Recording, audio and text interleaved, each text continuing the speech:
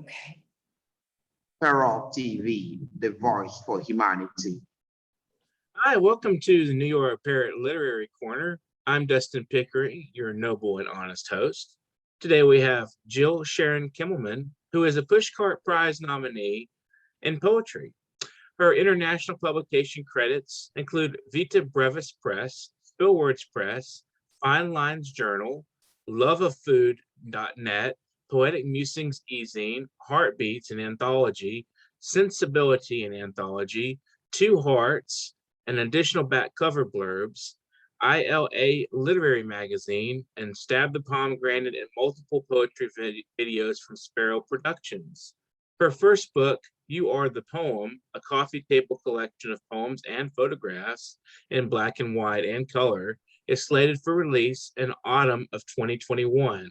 Jill's passions include reading aloud, cooking from the heart, theater, lively book discussions, and photography. She lives in Delaware, USA, with her husband, Tim Little, and is the proud mother of a son, Jordan. How are you doing today, Jill? I'm glad to talk with you. I'm doing great, Dustin. I'm delighted to be here. So my understanding is you would like to address the audience or your audience a little bit about some things, some new developments. And so we're going to give you a little time to do that. Thank you. I'll make it brief. A number of people have inquired, and they've inquired with concern and genuine. I'm genuinely appreciative. They've inquired about why I wear sunglasses all the time. They've also inquired about why I shake. So to kind of sum it up, I have a number of serious health issues that make challenges, but I meet and exceed those challenges each and every time I take on a project.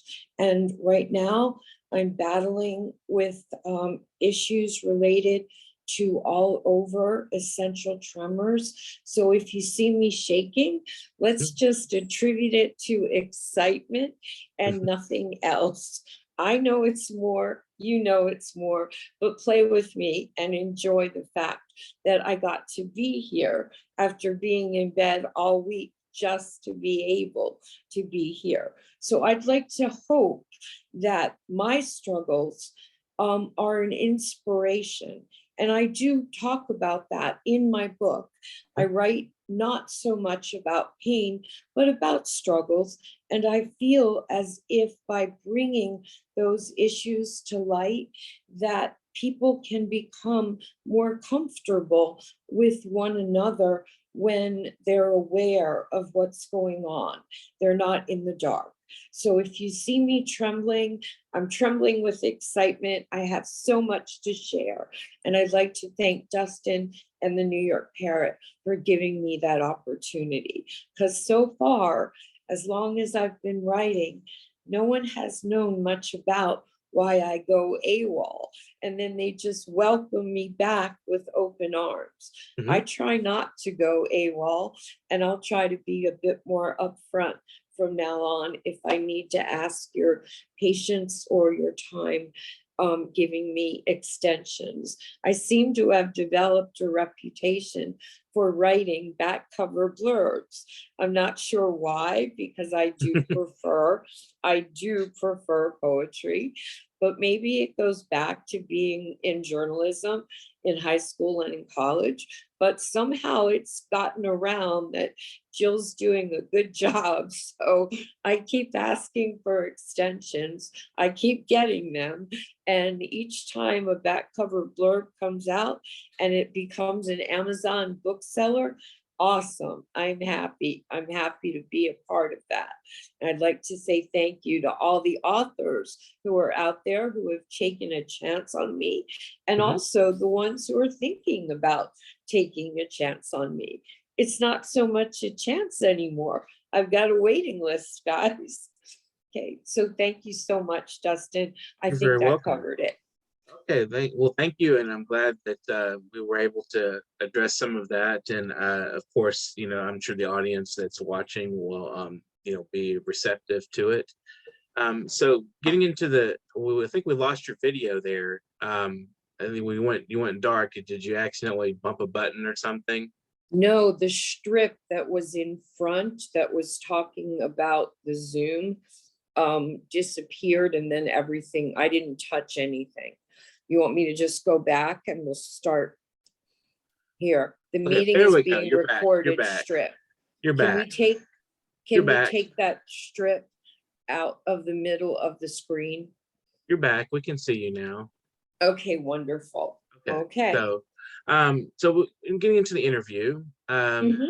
so I'm curious. You say you like to read. One of your passions is reading aloud.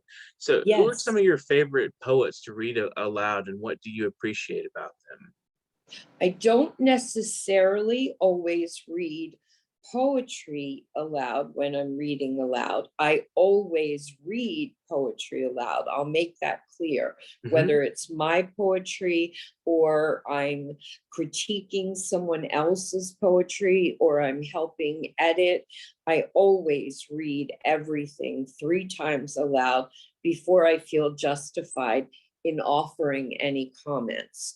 I don't think legitimate feedback comes until you've really had it into you, in your veins, really feeling it. So, but as far as a passion for reading aloud, in the first 5 years that my husband and I were together, we read 60 books aloud.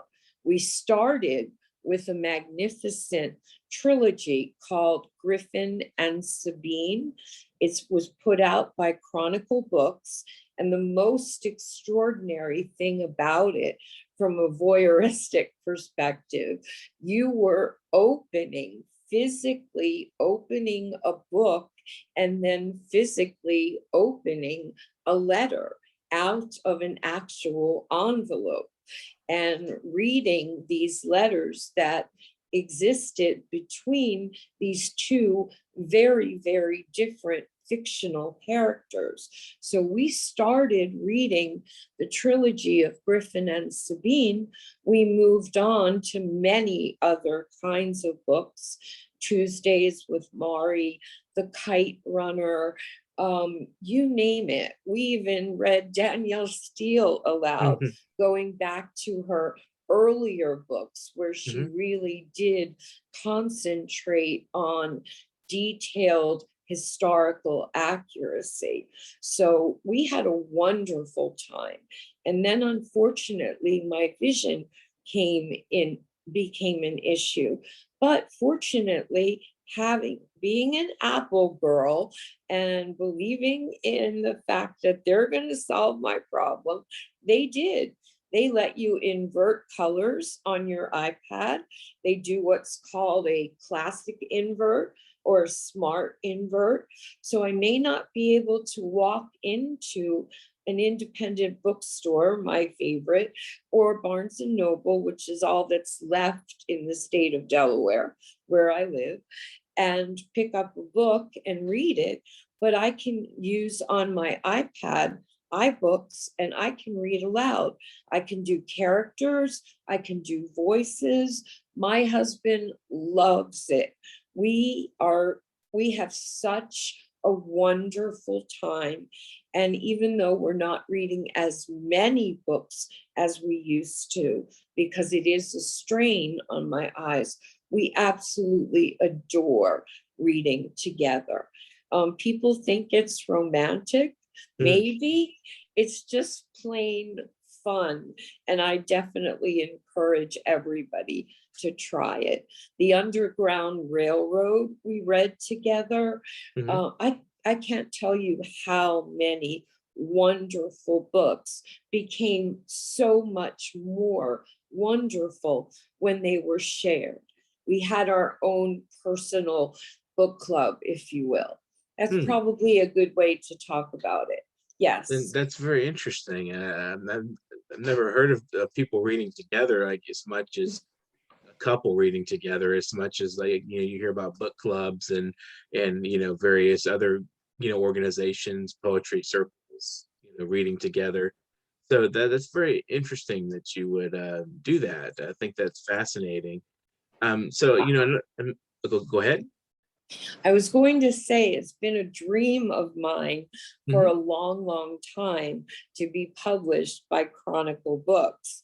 But at the time in the 90s, when I was not yet seriously writing, I was just leaving my culinary arts career.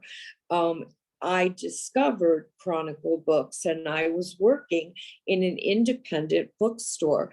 And do you know, I sold so many copies of the Griffin and Sabine trilogy that Chronicle Books sent the bookstore, an independent bookstore that I was working for. They sent a letter to the owner and a letter to me, thanking me for selling more editions of Griffin and Sabine than anyone in the world.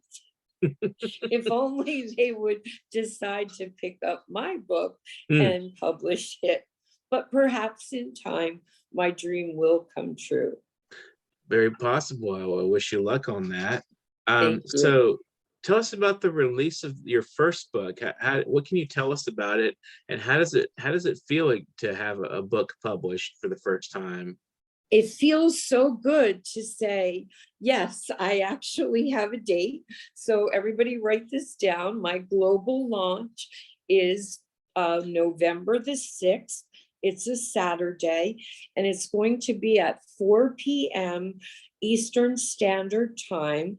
I live in Delaware, actually not very far from the Bidens.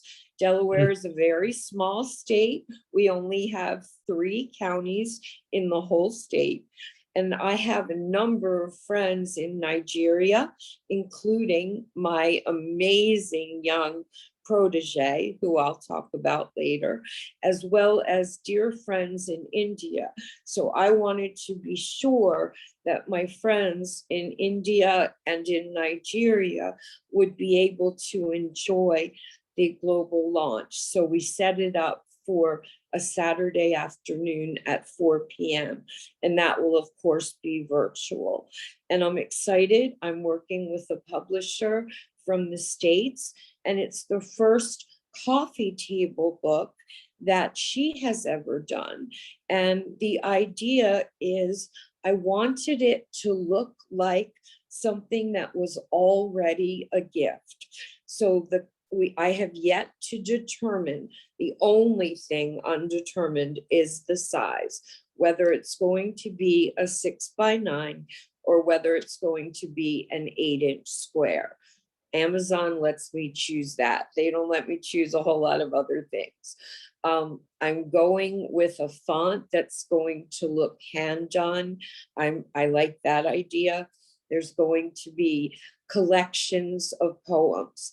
The coffee table idea is because I want it to look absolutely as beautiful as possible. So it's going to be covered, the entire front, just enough space for my name and the title, which is called You Are the Poem. And I do have a short poem that's by that title that I'll share before the end of our hour is up. But the book will have 3 collections of poetry. One is called Timeless Love, and a subcategory of that is friendship and sisterhood.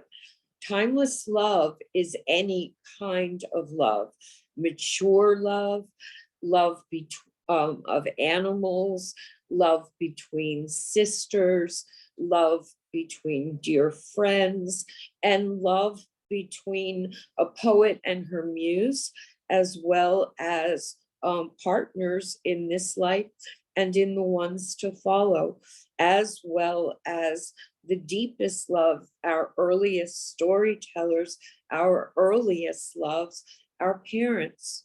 I lost my dad when I was 18 years old. He lives in my heart every single day. I believe that he put my husband on my path 8 years ago, and the journey that we take together is enriched every moment by my dad's presence, whether it's a celebratory moment or it's a moment of sadness. It makes no difference. It's enriched because of what my dad gave me in 18 years of loving me so beautifully, so selflessly. And my adoration and admiration for my dad, it's throughout the book, it's throughout my life. So the section of timeless love is well represented. There's another section called passions, and that's where you're going to see some beautiful photographs of flowers and beautiful photographs of food. I have a culinary background. I went to hotel school. I had my own business at the age of 22.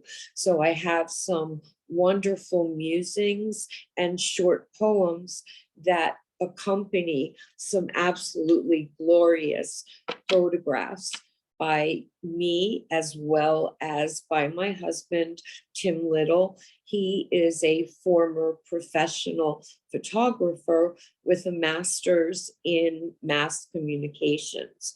So when it comes to getting the marketing for this book out, I'm relying on him to get out of the hospital and to come help me, because I'm doing all the networking, arranging all the interviews, doing every decision with my publisher. I want him to be a part of it, and he wants to be a part of it. So I'm hoping that with everyone's sincere prayers, he's been here in the hospital in Delaware since April 26th. And here it is, July the 10th. He's facing another surgery, a fourth surgery. And then eventually, by the end of this month, I hope that he'll be home and he'll be able to work with me on getting all kinds of opportunities for online promotion as well as in-person promotion. And we brainstorm all the time about how to promote this book. And then the third category is, excuse me one moment. The third category, so we have passions and we have timeless love, and then we have looking back. And looking back is a broad memory spectrum. The memories are not necessarily mine, but it's an old writer's trick to write from first person. If you do, people tend to identify with your words much more quickly. So the memories may feel like mine, but they're fictionalized. And so there are quite a lot in the book of memory poems looking back. And there are some about candy stores. There are some about being on the beach as a family. There are just some wonderful memories that that have a universal appeal. So I think and then I have just some glorious photographs going back as far as 1939 to accompany my signature poem, if you will, called Dancing in the Kitchen. I sent you a copy. And you saw the photograph, so you know how spectacular it was, and that magnificent gown that my grandmother wore. This poem is not about my grandparents. The story is not theirs, but the photograph could not have been more perfect. That's interesting that you're there. using memory and you're writing in the first person, but you're not writing about yourself necessarily. You're taking up like character, or like like you're just writing and I mean, I know one of the poems that I noticed, and we'll let you read here in just a second. One of the poems I noticed that you wrote was called "Death of Humanity," which was, you said in your email that it was placed in a lot of counseling offices and safe houses. So that's fascinating to me, and how it inspired a lot of people who were a lot of people struggling in those kinds of situations. So what could you tell us about that poem? Death of Humanity is a true story. You Mhm. just surprised me, Dustin. I didn't know you wanted it, but I do happen to have it available. Okay, okay, you can read it if you like. Death of Humanity is a true story. It is a fellow poet. She was sodomized and raped repeatedly over a period of 13 months by her biological father. Now, one's perceptions can be so skewed, and also with mental health being a problem, maybe not yet diagnosed at that tender age, but certainly coming forward right after and creating just disastrous results. And in your mind, you think someone's paying attention to me. They love me. They're showing me their concern for me by touching me. No, they're lusting after you. It makes no difference that you have a blood relation to them, none whatsoever. This person is devoid of humanity. This person is a predator and a pedophile. And what made it easier to get to this victim was the link that, hey, she's now 18. She may very well be receptive to hearing from someone who knows what her life is like now. Why don't I give her a call? And literally, that's all it took. A plane ticket, and she was halfway across the country, ensconced in a home that never should have been called a home. And this poem is a triumph over tragedy.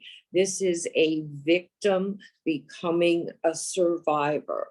This is something to be so very inspired by when you read it, and to be so proud if you can count yourself among the survivors. I have nothing in common with these victims. I was presumptuous enough to take a story as a poet and translate it to the story of a victim who becomes a survivor. To this day, I still know this woman, and I'm happy to say that her life, as described in the poem, is in fact a tremendous inspiration, and people do identify with it, and they do say, that's me, and if she can do it, I can do it. Right. And without the background, without any knowledge, just seeing the poem is enough. You read it, you want to read it again. You find yourself in a situation, whether it be a counselor's office or, God willing, you're lucky enough to escape with nothing but, as I said, a child's hand, a toddler's hand, and a babe at your breast. And you have people along the way supporting your efforts to become stronger. And I'm so proud of the fact that this poem was accepted and published in a book called Break the Silence, an anthology of poems against domestic violence. And it was edited by a wonderful woman from Trinidad, and her name is Brenda Mohammed. And We only have a few remaining minutes. Can you share some poems with us as well? Oh, sure. Yeah, we have a little bit of You tell me, time. did you want me to read that one? I had Sure.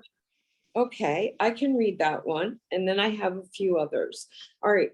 This is called Death of Humanity. Mhm. Your slippery, grasping arms proved no match for me. With eyes squeezed tight against this scene, I sought escape from unimaginable fears. the sounds, the feel, your odors, my raining tears.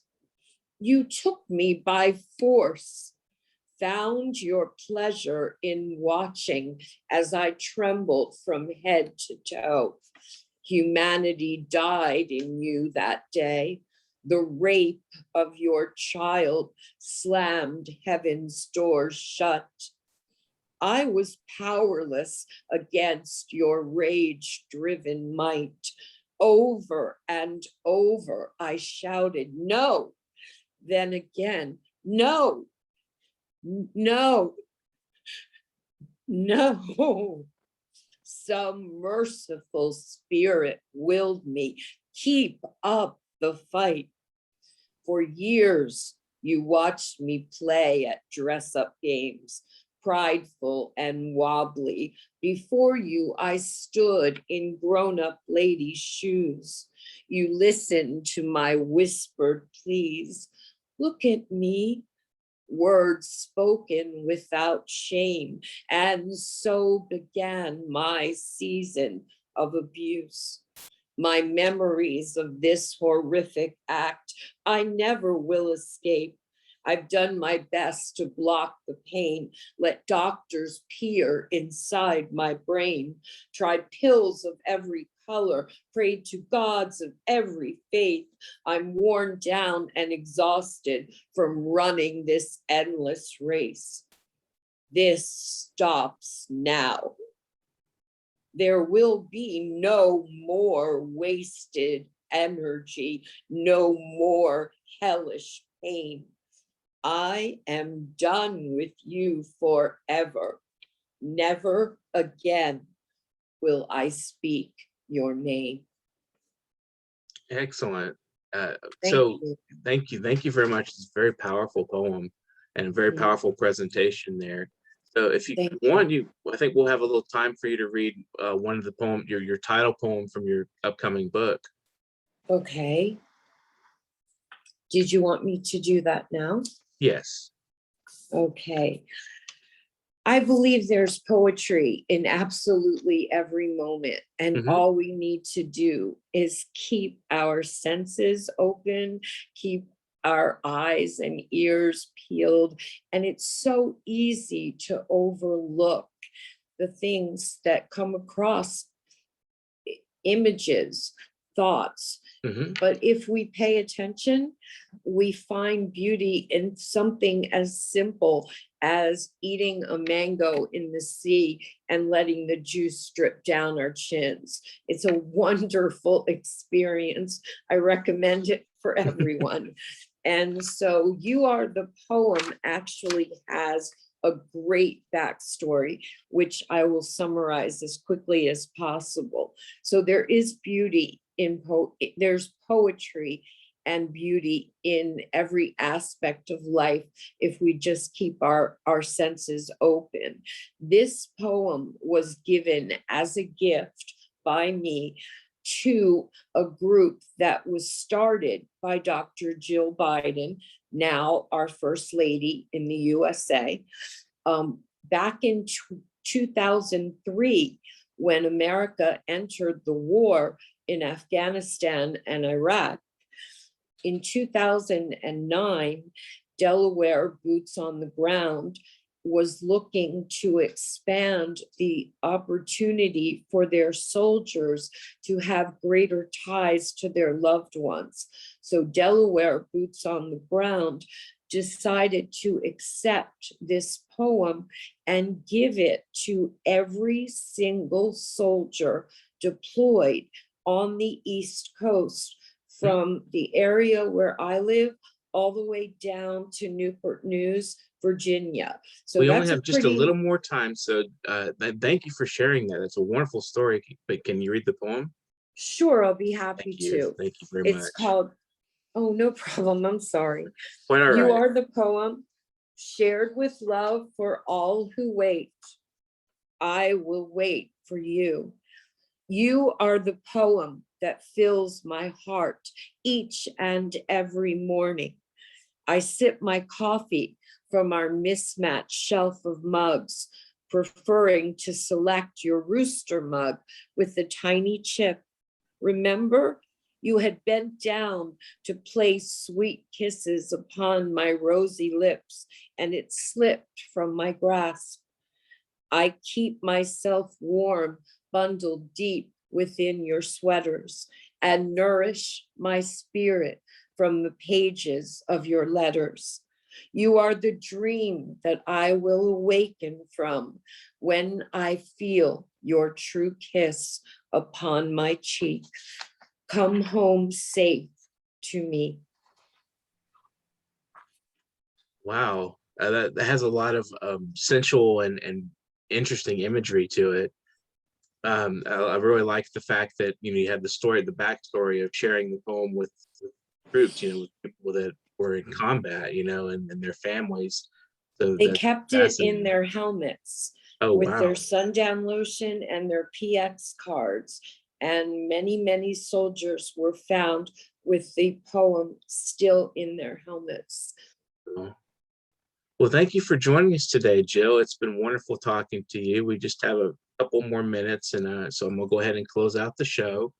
And thank you again for sharing your poetry and your interesting stories. And hope you can continue to recover in your health and your husband as well. And you guys get out there and start promoting your work and your book. And tell us again what is the title of the book? The title of the book is You Are the Poem, and it's coming out on November the 6th. You have events coming up and so forth. So we look forward to that. Just keep us in touch with what's going on there. And thank you very much again for joining us. It's been a pleasure talking with you, and I hope that your audience is receptive to your book when it comes out. And hopefully you'll get a lot of claim for that. And hopefully, what was it, Chronicle books, so we can get some attention from them. Maybe. Perhaps. Perhaps. It's Maybe. been a Who pleasure. knows? Who knows? You never know what'll happen. So You thank you for never joining know. us again. Thank you very much. This has been the New York Parrot Literary Corner.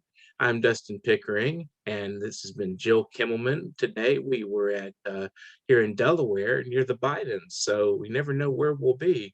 Tomorrow we may be in Egypt. Actually, we're going to be visiting Egypt. So keep a lookout for tomorrow, Sunday. And we are the best and only TV show offering a global platform for people of creative minds. And we have donations available for people to donate to us at paypal.me/nyparrot. And we're doing an anthology here pretty soon, so keep a lookout for that. And that'll be a good fundraising opportunity and to give back to the community out there. And if you guys want to get in touch with me, anybody out there wants to reach out and talk to me about being on the show, it's Literary Corner at NewYorkParrot.com. Literary Corner at NewYorkParrot.com. That's a great way to promote your work and talk with other poets out there and address your audience. So please do be in touch. And we're the best and only TV station offering this opportunity. So please do get in touch. And as I said, I thank you to our viewers and our readers and everyone who's out there. Hit that subscribe button. Hit it right now on our YouTube. Be on and global in touch with our community. And we will see you soon. Thank you very much.